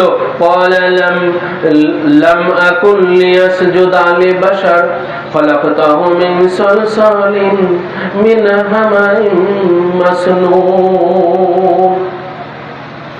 সেজদা করতে পারি না লিবাশার, কোন বাশারকে, কোন মাটির মানুষকে আমি কখনোই সেজদা করতে পারি না। খলাকতাহু মিন সালসালিন মিন হামাইম মাসনুন। হে আল্লাহ, তুমি তাকে টনটনে মাটি থেকে সৃষ্টি করেছো আর আমি হলাম আগুন। খলাকতাহু মিন তিন খলাকতানি মিন নারিন ওয়া খলাকতাহু মিন তিন। হে আল্লাহ, তুমি আমাকে আগুন থেকে সৃষ্টি করেছো আর আদমকে মাটি হতে সৃষ্টি করেছো। আমি এই মাটির মানুষকে কখনোই সেজদা করতে পারি না। ভাই আদম আলাইহিস সালাম তিনাকে কি শুধু ইনসান হিসেবে সৃষ্টি করা হয়েছে? তো গভীর মনোযোগ দিয়ে বোঝার চেষ্টা করে। আদমকে কি শুধু মাটির মানুষের মর্যাদা দিয়ে সৃষ্টি করা হয়েছে নাকি খলিফার মর্যাদা দিয়ে সৃষ্টি করা হয়েছে? আদম আলাইহিস সালাম তিনি মাটির ছিলেন কিন্তু খলিফার মর্যাদায় আছেন। নূহ আলাইহিস সালাম মাটির বাশার আছেন কিন্তু আল্লাহর খলিফার মর্যাদায়। ইব্রাহিম আলাইহিস সালাম তিনি মাটির বাশার আছেন কিন্তু আল্লাহর খলিফার মর্যাদায়। ইসমাঈল আলাইহিস সালাম তিনি মাটির বাশার আছেন কিন্তু আল্লাহর খলিফার মর্যাদায়।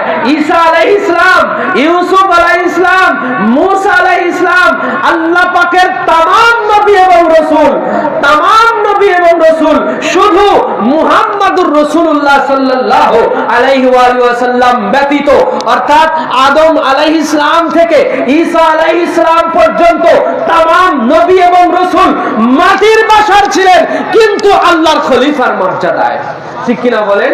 আল্লাহর খলিফার মর্যাদায়, যার কারণে আল্লাহ পাক তাদের জন্য এই তাজিমকে, এই সম্মানটাকে তাদের জন্য, কেন যে তারা মাটির বাশার হলেও তারা আমাদের মতো শুধু মাটির বাশার নয়, যেমন আমরা কেবলমাত্র মাটির বাশার, আমরা আল্লাহর খলিফার মর্যাদায় নয়, আমরা কেবলমাত্র মাটির মানুষ, মাটির ইনসান, কিন্তু আমরা খলিফার মর্যাদায় নয়। কিন্তু আদম আলাইহিস সালাম, নূহ আলাইহিস সালাম, ইদ্রিস আলাইহিস সালাম, সুলাইমান আলাইহিস সালাম, দাউদ আলাইহিস সালাম, ইব্রাহিম আলাইহিস সালাম, ইসমাঈল আলাইহিস সালাম, ইয়াকুব আলাইহিস সালাম, ইউসুফ আলাইহিস সালাম, এইভাবে ইসহাক আলাইহিস সালাম, মূসা আলাইহিস সালাম, ঈসা আলাইহিস সালাম, तमाम নবী এবং রাসূল শুধু জনাবে মুহাম্মদুর রাসূলুল্লাহ সাল্লাল্লাহু আলাইহি ওয়াসাল্লাম ব্যতীত तमाम নবী এবং রাসূল মাটির বাশার ছিলেন, কিন্তু তারা মাটির বাশার হলেও আল্লাহর খলিফার মর্যাদায় ছিলেন, যার কারণে কখনো আদম আলাইহিস সালামকে সাজদা করা হইতেছে, কখনো ইউসুফ আলাইহিস সালামকে সাজদা করা হইতেছে, কখনো সেই বাইতুল মুকাদ্দাস শহরের মধ্যে যখন অসংখ্য নবী এবং রাসূলদের মাজার শরীফ আছে, রওজা মুবারক আছে, তাই বনী ইসরাঈলদেরকে সেই শহরে দরজায় প্রবেশ করার সময় আল্লাহ পাক সিজদা করে প্রবেশ করার জন্য বনী ইসরাঈলের উপরে আল্লাহ পাক হুকুম আরোপ করলেন। কেন? যে এই বাইতুল মুকাদ্দাস শহরে অনেক নবীর মাজার শরীফ আছে, অনেক নবীর রওজা পাক আছে, এই জন্য আল্লাহ পাক বলেন, হে বনী ইসরাঈলেরা, আমার এই নবীগণ, এই রাসূলগণ যারা আমার খলিফার মর্যাদা দিয়ে আমি এই দুনিয়াতে প্রেরণ করেছি, এই শহর এত মর্যাদা সম্পন্ন, এই শহর এত শারাফাত ওয়ালা হয়ে গেছে, এই শহরে দরজা দিয়ে প্রবেশকালে সিজদা করে করে প্রবেশ করো।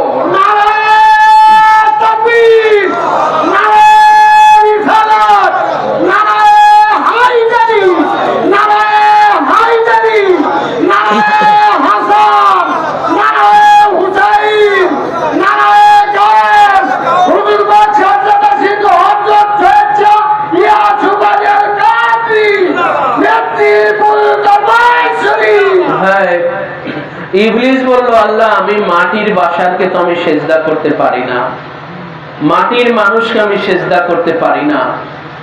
তো আদম আলাইহিস সালাম কি ভাই শুধু মাটির মানুষ ছিলেন? আসলে কি ছিলেন? এটা জবাব দেন, সবাই পিছন থেকে জবাব দেন। আসলে তাকে কোন মর্যাদা দিয়ে আল্লাহ পাক আগে সৃষ্টি করেছেন? কোনটা বলেন? সবাই বলেন কি? খলিফা। খলিফা,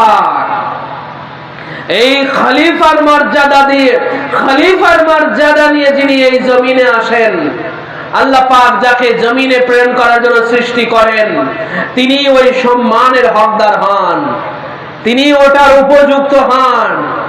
আমি আপনি কেবলমাত্র মাটির বাশার, বুঝতে হবে ভাই।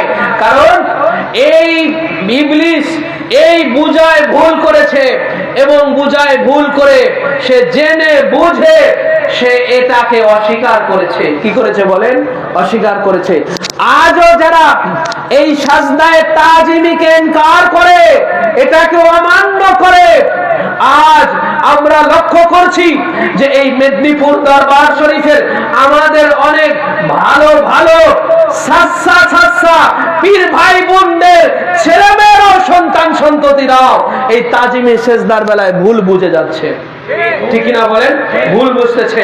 আমি তাদের উদ্দেশ্যে বলতে চাই, যারা এই তাজিমি সেজদা যারা বুঝে না, আমি তাদের উদ্দেশ্যে বলতে চাই যে শুধু কোন মাটির মানুষকে এই তাজিমি সেজদা করা যায় না, শুধু মাটির মানুষকে তাজিমি সেজদা করা যায় না, শুধু মাটির বাশারকে তাজিমি সেজদা করা যায় না। মাটির বাশারের মধ্যে, মাটির মানুষের মধ্যে আল্লাহ পাক যাকে খিলাফতের মর্যাদা দিয়ে পাঠান, আল্লাহর প্রতিনিধির মর্যাদা দিয়ে পাঠান, তার জন্য এই সম্মান নিবেদিত হয়ে যায়। এটা আল্লাহ পাক কুরআন পাকের মধ্যে এটা প্রমাণ করে দিলেন, ঠিক কিনা বলেন?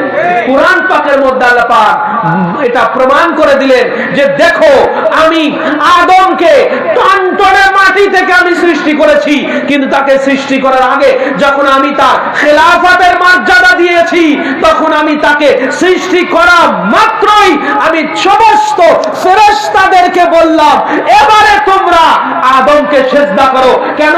যে শুধু সে আদম নয়, সে শুধু আদম নয়, সে শুধু বাশার নয়, সে শুধু মাটি নয়, সে আমার খলিফা। সে আমার কি বলেন? সে আমার খলিফা। এজন্য তাকে তোমরা কি করো বলেন? সিজদা করো।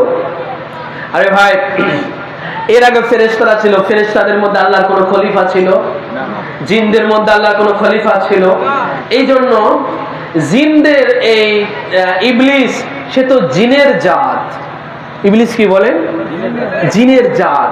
এই জন্য ইবলিসের ভিতরে এরকম একটা ক্ষোভ সৃষ্টি হয়েছে যে আমি আল্লাহ এত লক্ষ বছর আল্লাহর ইবাদত করলাম, 6 থেকে 9 লক্ষ বছর আমি আল্লাহর ইবাদত করলাম, আমি এত বড় আল্লাহ, আমি ফেরেশতাদেরকে দার্স দেই, ফেরেশতাদেরকে আমি শিক্ষা দেই, তালিম দেই, ফেরেশতারা আমার পায়ের নিচে বসে আমার থেকে তালিম গ্রহণ করে, আমার থেকে দার্স গ্রহণ করে, অথচ আল্লাহ আমাকে খলিফা না বানিয়ে এই মাটি থেকে বানানো হলো, যাকে কাদা মাটি থেকে, কাদা মাটি থেকে যাকে তৈয়ার করা হলো, তাকে কিনা তৈয়ার করা মাত্র আল্লাহ পাক সমস্ত ফেরেশতাদেরকে বললেন যে এবারে এই আদমকে তোমরা সিজদা করো।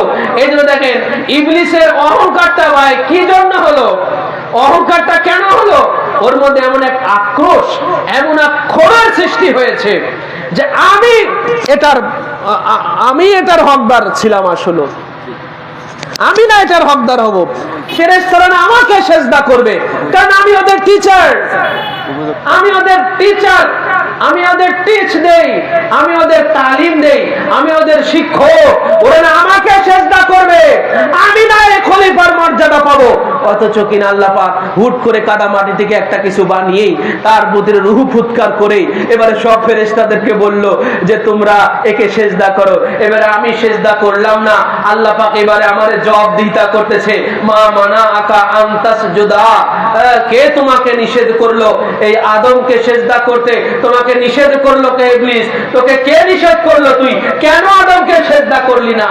এই যে ক্ষোভ ইবলিসের মধ্যে সৃষ্টি হয়েছে, আসলে ওই মনে হয় এটা ওই আসলে খলিফা হতে চেয়েছিল, ঠিক কিনা বলেন? মানে ওকে খলিফা না দেওয়ার কারণে ওর ভিতরে ক্ষোভ সৃষ্টি হয়েছে, চরম অহংকারে জ্বলে পুড়ে ছাই হয়ে যাচ্ছে, যার কারণে সে সিজদায় করে নাই। সিজদা কি করে নাই? এই জন্য সে কাফেরদের অন্তর্ভুক্ত হয়ে গেল, কাফেরদের অন্তর্ভুক্ত হয়ে গেল। এই জন্য ভাই যারা বলে যে কোনো মাটির মানুষকে সিজদা করা যাবে না, ভাই মাটির মানুষকে সিজদা করতে হবে না, আল্লাহর খলিফার মর্যাদা নিয়ে যারা আছে, সে মাটির হোক আর নূরের হোক, সেই সিজদার হকদার। এটা কোরআন পাক থেকে প্রমাণিত, তোমরা তাকে সিজদা করো, ঠিক কিনা বলেন? তোমরা তাকে সিজদা করো। ভাই আদম আলাইহিস সালাম যদি আল্লাহর খলিফা হয়, জনাবে মুহাম্মদুর রাসূলুল্লাহ সাল্লাল্লাহু আলাইহি ওয়া সাল্লাম তিনি আল্লাহর খলিফা নন? তো জবাব দেন না, সবাই উচ্চ আওয়াজে জবাব দেন না। রাসূলুল্লাহ সাল্লাল্লাহু আলাইহি তিনি আল্লাহর খলিফা নন? বলেন তিনি আল্লাহর খলিফা নন? আদম আলাইহিস সালাম যদি আল্লাহর খলিফা হয়ে জমিনে আসতে পারে, তো রাসূলুল্লাহ খলিফা নন? হুজুর শুধু খলিফা নন, সমস্ত খলিফাদের সরদার, সমস্ত খলিফাদের সরদার রাসূলুল্লাহ সাল্লাল্লাহু আলাইহি ওয়াসাল্লাম। যখন সমস্ত নবীদের সরদার, সমস্ত নবীরা যখন খলিফা, তো সমস্ত ওই খলিফা অর্থাৎ সমস্ত নবীদের, সমস্ত খলিফাদের সরদার জনাবে মুহাম্মদুর রাসূলুল্লাহ সাল্লাল্লাহু আলাইহি ওয়াসাল্লাম। তো মাটির নবীর আল্লাহর খলিফা হয়ে যদি এই সিজদা প্রাপ্ত হয়, সেটা আল্লাহ কুরআন পাকে নাযিল করেন। আদম আলাইহিস সালামকে জান্নাতের মধ্যে সিজদা করতে বলা হয়েছিল, জমিনের মধ্যে ইউসুফ আলাইহিসসালামকে সেজদা করলেন। পহেলা উনাকে সেজদা করলেন। উনি যখন ছোট্ট একটা বালক, উনি স্বপ্নে দেখলেন যে উনাকে চন্দ্র সূর্য এবং 11টা তারা উনাকে সাজদা করলো কিনা ভাই বলেন? সাজদা করলো। এটা সূরা ইউসুফের প্রথম দিকে সূরা 3 নম্বর আয়াতে পাকের মধ্যে হয়তো আসছে এটা, অথবা 100 নম্বর আয়াতে পাকের মধ্যে এই স্বপ্নের বাস্তবতা আল্লাহ পাক ঘটালেন যখন উনার পিতা মাতা এবং উনার বড় 11 ভাই যখন উনাকে সাজদা করলেন। এটা সূরা ইউসুফের 100 নম্বর আয়াত পাকের মধ্যে। উনার আব্বাজান হচ্ছেন ইয়াকুব আলাইহিস সালাম, তিনিও আল্লাহর নবী, তিনিও আল্লাহ পাকের নবী। এক নবী হয়ে আরেক নবীকে সাজদা করলেন, এক মানুষ হয়ে আরেক মানুষকে সাজদা করলেন, এক খলিফা হয়ে আরেক খলিফাকে সাজদা করলেন। ঠিক কিনা বলেন? ইয়াকুব আলাইহিস সালাম তিনিও আল্লাহর খলিফা, আবার ইউসুফ আলাইহিস সালাম তিনিও আল্লাহর খলিফা। ইয়াকুব আলাইহিস সালাম তিনিও আল্লাহর নবী, ইউসুফ আলাইহিস সালাম তিনিও আল্লাহর নবী। তাহলে কি হচ্ছে ভাই? এখানে এক খলিফা আর এক খলিফাকে, এক নবী আর এক নবীকে, এক মানুষ আর এক মানুষকে সাজদা করতেছে। কি করতেছে বলেন? সাজদা করতেছে। তো মাটির খলিফাকে সাজদা করা হয়, আর আমার আপনার নূরের মর্যাদা বেশি। এই নূরের মর্যাদা আমার আপনার নবী যেই নূর, এই নূরের মর্যাদা আর নূর, সমস্ত নূর হতে ফেরেশতারা নূর, সেই নূর হতে শ্রেষ্ঠ। আসমান জমিনের যেই নূর, সেই নূর হতে শ্রেষ্ঠ আমার আপনার নবী যেই নূর। কেন? যে আমার আপনার নবী স্বয়ং আল্লাহ হতে আগত নূর। সুবহানাল্লাহ ওয়া বিহামদি।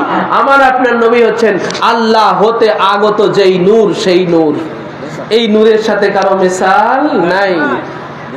আল্লাহর জাতি নূর হচ্ছেন আমার আপনার নবী, নূরের নবী। তো রাসূলুল্লাহ সাল্লাল্লাহু আলাইহি ওয়াসাল্লাম তো ভাই খলিফা। তো আদম আলাইহিস সালাম যখন মাটির খলিফা হন, তাকে সেজদা করা হয়।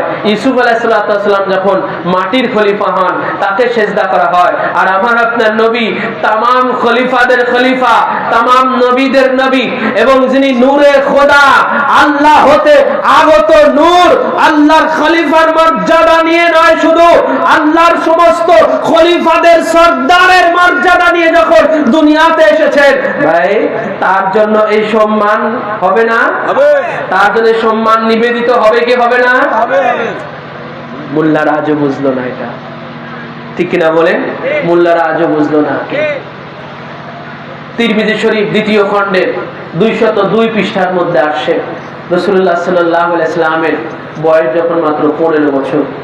কত বছর বলেন সবাই? কত বছর? ওনার চাচা জান খাজা আবু তালিব আলাইহিস সালামের সাথে শামের দিকে যাচ্ছেন।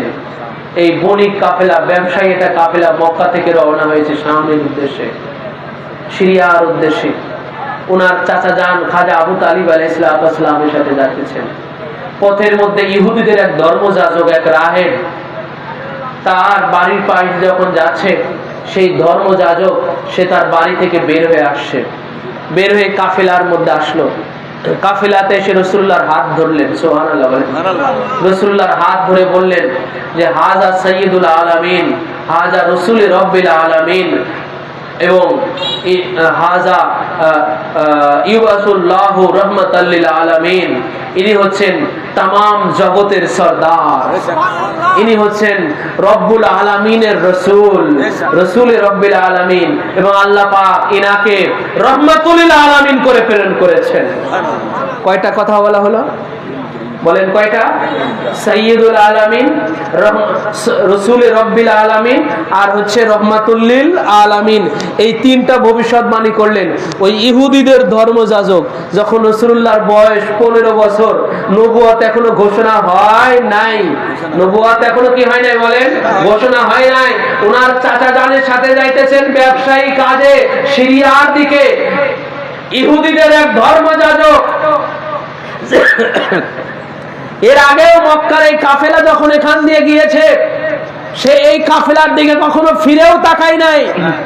আজ যখন এই কাফেলাতে মুহাম্মাদুর রাসূলুল্লাহ সাল্লাল্লাহু আলাইহি ওয়া আলিহি ওয়াসাল্লাম ইহুদিদের এই ধর্মযাজক বের হয়ে চলে আসে, বের হয়ে এসে হুজুরের হাত ধরে বলতেছে, এই তিনটা ভবিষ্যৎবাণী যখন তিনি করলেন তখন মক্কার সমস্ত শায়েখরা তারা বলল যে আপনি এটা কি করে জানতে পারলেন?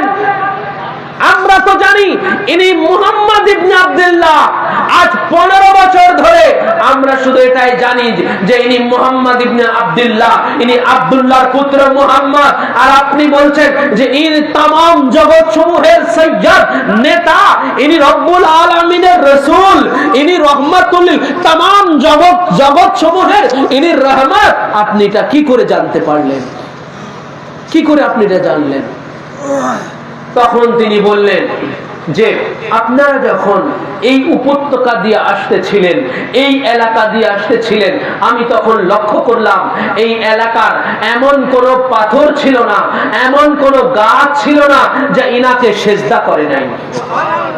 আর প্রত্যেকটা পাথর এবং প্রত্যেকটা যখন এই কাফেলা আপনারা আসতেছিলেন, আসার সময় আমি লক্ষ্য করলাম এই উপত্যকা, এই লোকালয়ে, এই এলাকার প্রত্যেকটা পাথর এবং প্রত্যেকটা গাছ এনাকে সাজদা করতেছে। আর আমি জানি এই পাথর আর এই গাছ কোন নবী ছাড়া কাউকে সাজদা করতে পারে না। কোন নবী ছাড়া এই পাথর কাউকে সাজদা করে না, গাছ সাজদা করে না। যেমন ইউসুফ আলাইহিস সালামকে চন্দ্র, সূর্য এবং তারকারা সেজদা করলো, ঠিক কিনা বলেন? কেন? উনি আল্লাহর নবী ছিলেন। কি ছিলেন বলেন? আল্লাহর নবী ছিলেন, আল্লাহর খলিফা ছিলেন। এই জন্য চন্দ্র, সূর্য উনাকে সেজদা করে, তারকারা উনাকে সেজদা করে। শেষ পর্যন্ত উনার পিতা, মাতা, উনার 11 ভাই উনাকে সেজদা করলো। তো ভাই, আজকে আমি কেন এই চ্যাপ্টারটা আপনাদের উপরে তুলেছি, কেন এই আলোচ্য বিষয়টা আপনাদের সামনে তুলেছি? এই জন্য যে আজকে আমরা জিনার উরসে শরীফের মাহফিলে আমরা আসছি ভাই। উনি সানি মাওলা পাক, উনি জামানার গৌস, উনি জামানার ইমাম, উনি মাওলা আলীর বংশের আখাসুল খাস বংশধর, উনি গৌসে পাক বড় পীর শাহেনশা বাগদাদ পাকের উনি গদি নশীন বংশধর। যার কারণে এই জমিনের বুকে আল্লাহর খেলাফতের মর্যাদা নিয়ে, যার কারণে কোন ব্যক্তি যখন ওনার সামনে গিয়েছে তার মস্তক অবনত করে তার সামনে আল্লাহর খলিফার সম্মানে মর্যাদায় তার মস্তক সেজদায় অবনত হয়ে গেছে।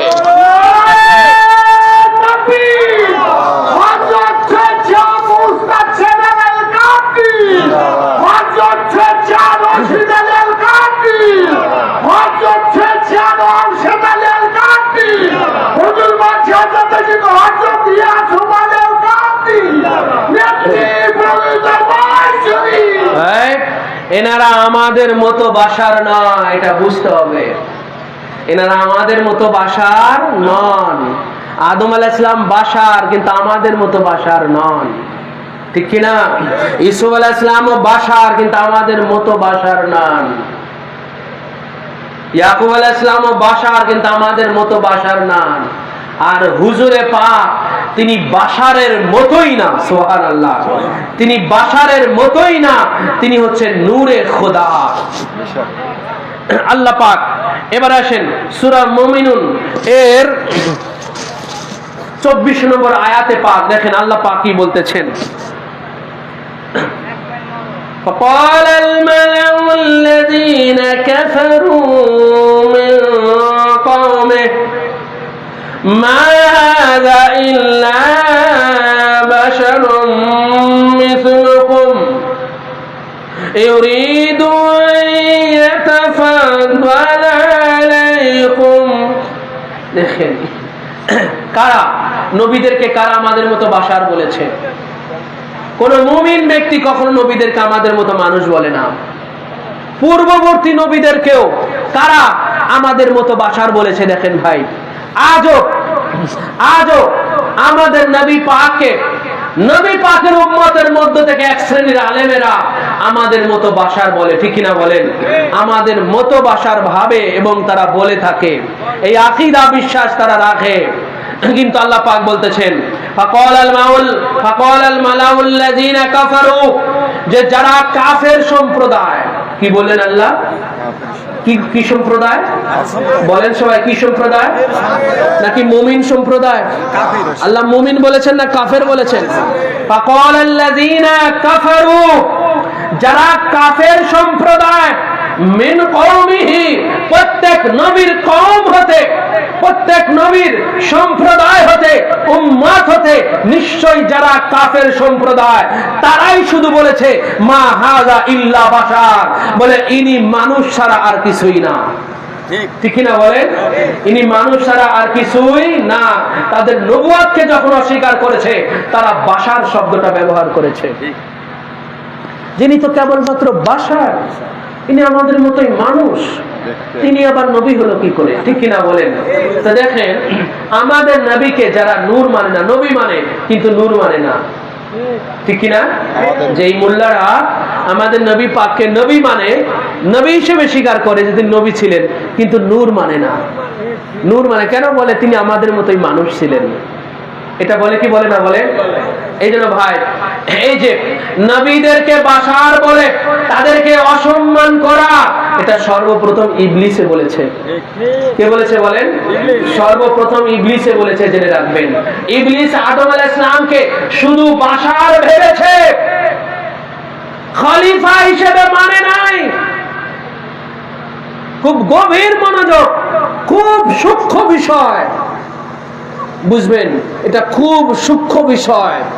ইবলিস আদম আলাইহিস সালামকে শুধু বাশার ভেবেছে, যে সে টনটনে মাটি থেকে সৃষ্টি, শুধু বাশার ভেবেছে, কিন্তু আদমকে খলিফা মানে নাই। কিন্তু আল্লাহ পাক তো বারবারই একটা কথা আমি বলছি, যে আল্লাহ পাক আদমকে শুধু বাশার বলে সৃষ্টি করে নাই, তাকে কি বলে সৃষ্টি করেছে ভাই? বলেন কি বলে? খলিফা বলে সৃষ্টি করেছে। এই নুকতাটাই আপনারা খেয়াল রাখবেন, এই নুকতাটা আপনারা খেয়াল রাখবেন, এই পয়েন্টটা আপনারা খেয়াল রাখবেন।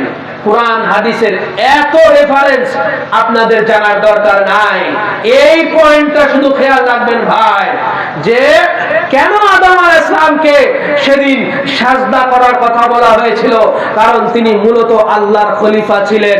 কেন সেই দিন ইউসুফ আলাইহিস সালামকে ওনার পিতা মাতা, ওনার 11 ভাই ওনাকে সাজদা করেছিলেন?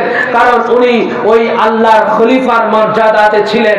কেন রাসূলুল্লাহ সাল্লাল্লাহু আলাইহি ওয়াসাল্লামকে ওনার সাহাবী হযরতে আবু খুজাইমা স্বপ্নে দেখলেন যে হুজুরকে সেজদা করতেছেন? হুজুরকে কি করতেছেন? সেজদা করতেছেন। কে দেখলেন? হযরত আবু খুজাইমা। কে বলেন? ওনার নাম হযরত আবু খুজাইমা। এটা মিশকাত শরীফের 393 পৃষ্ঠার মধ্যে এই হাদিস শরীফখানা আসছে, কিতাবুর রুয়া, 393 পৃষ্ঠা মিশকাত শরীফের। হযরত আবু খুজাইমা উনি স্বপ্ন দেখলেন রাসূলুল্লাহকে, যে উনি রাসূলুল্লাহকে সাজদা করতেছেন। ঘুম থেকে জাগনা হয়ে রাসূলুল্লাহর কাছে ছুটে গেলেন। হুজুরকে যখন এই খবর জানালেন, তখন হুজুরে পাক উনি শুয়ে পড়লেন। শুয়ে পড়ে বললেন যে সদ্দিক রুয়াকা, তুমি তোমার স্বপ্নকে সত্যায়ন করো, যেটা তুমি স্বপ্নের মধ্যে দেখেছো সেটার সত্যায়ন করো। তখন ফাসাজাদা আলা জাবহাতিহি, সে জাগ্রত অবস্থায় আবার দ্বিতীয়বার হুজুরে পাককে সাজদা করলেন। কয়বার হলো? স্বপ্নের মধ্যে একবার, আর মানে জাগ্রত অবস্থায়। স্বপ্নটাও বাস্তব। স্বপ্নটা কি অবাস্তব? রাসূলুল্লাহকে যে স্বপ্ন দেখা, এটা বাস্তব না অবাস্তব? হুজুর বলেছেন মান রানি ফিল মানামি ফাকাদ রাআল হক, সে স্বপ্নের মধ্যে, ঘুমের মধ্যে যে আমাকে দেখলো। মান রানি ফিল মানামে, যে ব্যক্তি ঘুমের মধ্যে আমাকে দেখলো, ফাকাদ রাআল হক, সে সত্য সত্য বাস্তবেই আমাকে দেখলো, বাস্তবেই দেখলো। এই জন্য রাসূলুল্লাহ সাল্লাল্লাহু আলাইহি ওয়াসাল্লাম স্বপ্ন বলে এটাকে অনেকে ইনকার করতে পারে, এটাকে অস্বীকার করতে পারে। এই জন্য হুজুর আবার জাগ্রত অবস্থায় তাকে সেজদা করালেন, যে জাগ্রত অবস্থায় অর্থাৎ তুমি এটাকে সত্যায়ন করো, তুমি যে স্বপ্নের মধ্যে এটা দেখেছো এটাকে আবার সত্যায়ন করো। যার কারণে হযরত আবু খুজাইমা রাদিয়াল্লাহু আনহু উনি আবার জাগ্রত অবস্থায় উনি আবার এটাকে সত্যায়ন করলেন, যেটা উনি স্বপ্নের মধ্যে দেখেছিলেন ওটাকে সত্যায়ন করলেন, আবার উনি সেজদা করলেন।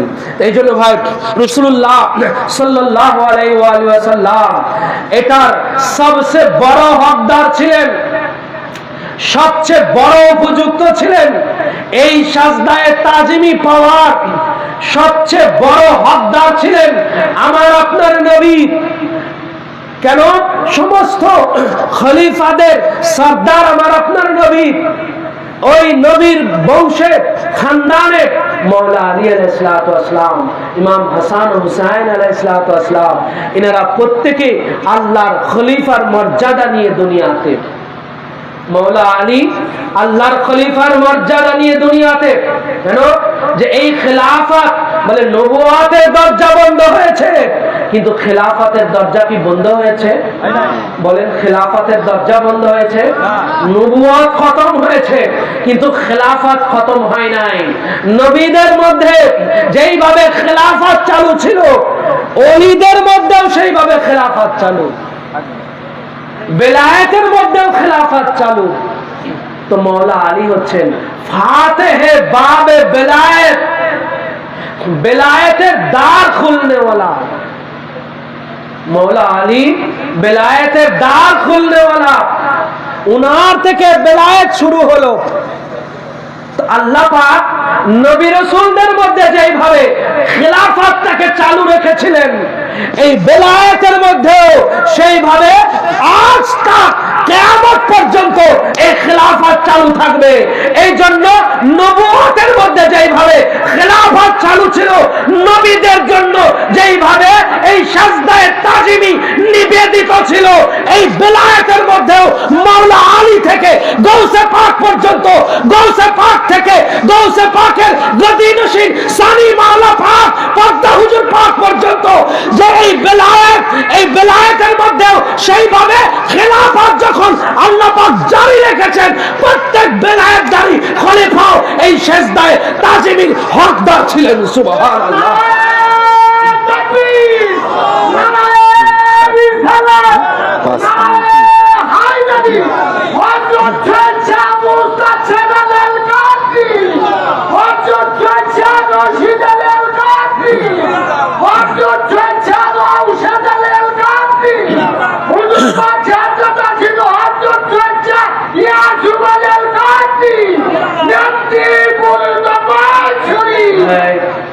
এই জন্য আমরা ওনাদের সামনে এই সম্মানে অবনত করি আমাদের মস্তকখানাকে। এটা যারা বুঝতে ভুল করে তারা ইবলিসের অনুসারী হয়ে গেছে। সে যে হোক না কেন, সে কোন মোল্লা হোক, মৌলভী হোক, মুহাদ্দিস হোক, মুফতি হোক, সে আমাদের এক পীর ভাইয়ের সন্তান সন্ততি হতে পারে। সে ইবলিসের অনুসারী হয়ে গেছে, সেটাকে ভুল বুঝেছে। এই জন্য হুজুরে গৌসে পাক তিনি ওই আল্লাহর ওই বেলায়েত প্রাপ্ত খলিফা ছিলেন। হুজুরে গৌসে পাকের গদিনশীন, সমস্ত জামানার গৌস, ওনার আল্লাহর সেই খলিফার মর্যাদা নিয়ে এই দুনিয়াতে জেনে রাখবেন। ওই নবুয়তের মধ্যে যেইভাবে খেলাফত, এই বেলায়েতের মধ্যে সেইভাবে খেলাফত চলতেছে। এই জন্য আল্লাহর ওই খলিফার মর্যাদা প্রাপ্ত এই দুনিয়াতে যারা আল্লাহর প্রতিনিধিত্ব করতেছেন, আল্লাহর ওই মহা দায়িত্ব পালন করতেছেন, উনাদের জন্য এই তাজিম নিবেদিত। আমি আপনি বাশার হতে পারি, কিন্তু আল্লাহর ওই প্রতিনিধির মর্যাদা, ওই দায়িত্ব আমি আপনি নাই। এই জন্য ওটা আমার আপনার জন্য নয়। আশা করি বুঝতে পেরেছেন ভাই। আল্লাহ পাক আমাদের সহি বুঝ দান করুন, সবাই বলি আমিন। ওমা আলাইনা ইল্লাল বালাগ। আসসালামু আলাইকুম ওয়া রাহমাতুল্লাহি তাআলা ওয়া বারাকাতুহু। সময় তো ছিল না অসুবিধা নেই।